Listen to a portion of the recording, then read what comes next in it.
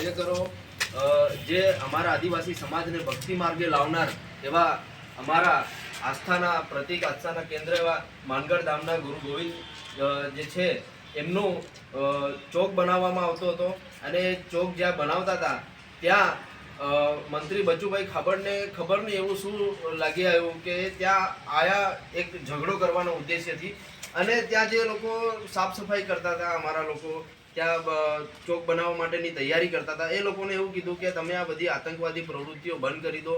તો મારું મંત્રી શ્રી બચુભાઈ ખાબડને એવું પૂછવું છે કે અમારા લોકો ભક્તિના માર્ગે જે લાવનાર ગુરુ ગોવિંદ છે એમનું ચોક બનાવતા હતા, એમાં આતંકવાદી પ્રવૃત્તિ એ ક્યાંથી આવી? એક મંત્રીને આતંકવાદીની પરિભાષા નથી ખબર.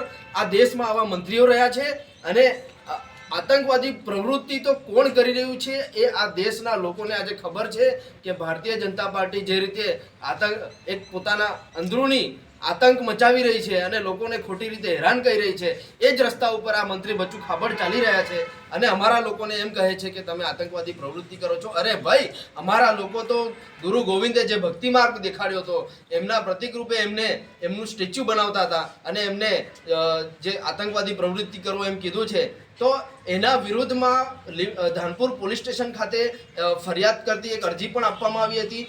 જે ફરિયાદ કરતી અરજીને વ્યવસ્થિત રીતે ધ્યાને ન લેવામાં આવી અને એનો ઉલટો રાજકીય જવાબ આપવામાં આવે છે કે કોઈ ફરિયાદ થતી નથી.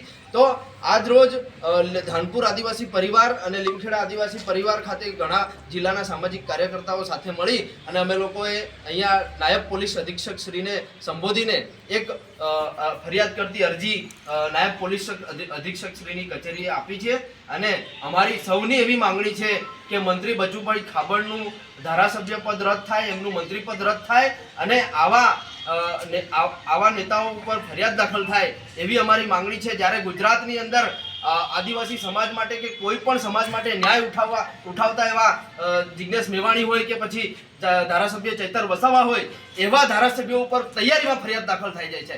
જ્યારે આવા ભારતીય જનતા પાર્ટીના જેમની સત્તા છે એમના લોકો ખોટું કરે તો એમને શું ભારતીય જનતા પાર્ટીએ લાયસન્સ આપી દીધું છે ખોટું બોલવાનું, ખોટું કરવાનું, લોકોને હેરાન કરવાનું? તો આવા ધારાસભ્યો ઉપર પણ ફરિયાદ દાખલ થવી જોઈએ એવી અમારી સૌની માંગણી છે. આદિવાસી સમાજની આગળની રણનીતિ શું રહેશે? આદિવાસી સમાજની આગળની રણનીતિ રહેશે કે અત્યારે અમે જે નાયબ પોલીસ અધિક્ષક શ્રીને કચેરીને સંબોધીને જે આવેદનપત્ર આપ્યું છે, અરજી આપી છે, જો અહીંયાથી પણ એક્શન લેવામાં નહીં આવે તો આગળ અમે જિલ્લા પોલીસ વડાને પણ રજૂઆત કરીશું અને છેલ્લે જ્યાં સુધી સમાજ જે રીતે નક્કી કરશે તે રીતે અમે લડીશું. શુભ નામ સર? શિરીષ બામણે, સામાજિક કાર્યકર.